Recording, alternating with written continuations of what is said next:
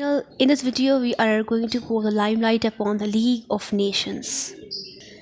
On January 25, 1919, nearly 13 countries approved a proposal to create a commission to establish the League of Nations, which meant to keep the peace in the aftermath of World War I. The League, championed by the US President Woodrow Wilson, was approved at the Paris Peace Conference and went into effect a year later on January 10, 1920. Though it only functioned until the April 1946, it is considered a forerunner to the United Nations, and its impact can still be seen today.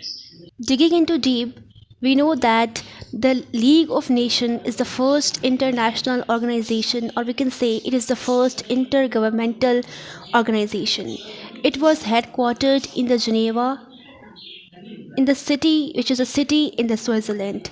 The official language of the League of Nations was English, French, and Spanish, and it existed between the 1920 and 1946. There were 4 permanent members and there were 4 non-permanent members.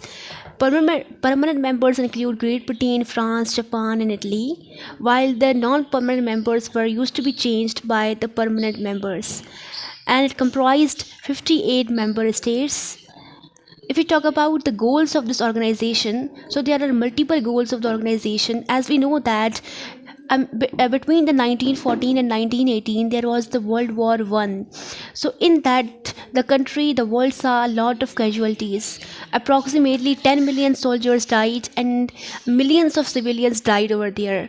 So the League of Nations was created to encourage countries to reduce amount of military weapons, because military weapons are considered the primary cause of igniting the wars, because they are the prerequisite to fight any war.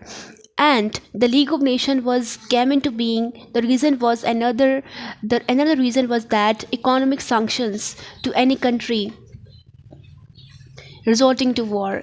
As we can see that right now the US has put the economic sanctions upon the Iran. It means the Iran cannot trade with any other country, but the Iran is trading its own currency with with other countries, or the currency of the counterpart, right? And another goal was international cooperation, to have the international, because it was a prerequisite for the countries to have any place and to solve their problems arbitrarily, because arbitration can solve a lot of problems. And global peace, because the World War I caused a lot of havoc, caused a lot of difficulties at that time. So to acquire the global peace, it was prerequisite to make a league, to make such function or the treaty which can solve the problem. Here we are going to talk about the administration structure. The League of Nations was administered by 3 main bodies: the Assembly, composed of representatives from all member countries, which used to be met annually and discussed the priorities and budget of the organization. Second is the Council, which consists of 4 permanent members and the non-permanent members. Non-permanent members were used to be changed after 3 years by the permanent members. And another is the secretary, led by the Secretary General, who used to monitor many of the humanitarian agencies. Now we are going to pour the limelight upon the successes, how the League of Nations, how the League of Nations came to being the useful and the pivotal in case of preventing small wars. But the political failure, the biggest political failure, if you can say, that it cannot curb to not to happen about the World War II. If we talk about the humanitarian success, the League of Nations was one of the world's first humanitarian organization. The League created and directed several agencies that were meant to improve the living conditions of the world's people. The League aided refugees, tried to end slavery and the drug trade, set standards on working conditions, constructed better transportation and communication networks, gave financial assistance and advice to some member countries, administered the Permanent Court of International Justice, which is now known as the International Court of Justice, tried to prevent malnutrition and diseases such as leprosy and malaria, And today is, we can say that World Health Organization WHO is also the precursor of the League of Nations, promoted cultural preservation and scientific advancement, which is the precursor of the UNESCO, which is today's helping the worldwide people. The most controversial thing is that the USA President Woodrow Wilson was instrumental in forming the League of Nations. But what happened? What are the causes?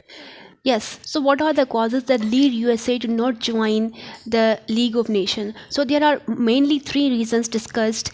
Number one is that the foreign policy of the USA, it is mainly isolationism,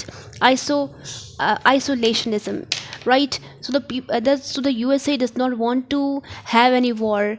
In case of the Soviet Union, we know that the USA fought the proxy wars by using the Afghan Talibans, right? At the time they were known as the freedom fighters, but the USA does not wanted any type of work which does not fulfill its interest. So there was the Article 10 in the League of the Nation covenant, which include that if upon any country which is included, which is the member of the League of Nation, if any attack occur over there, over any other, over that country, so all the members of the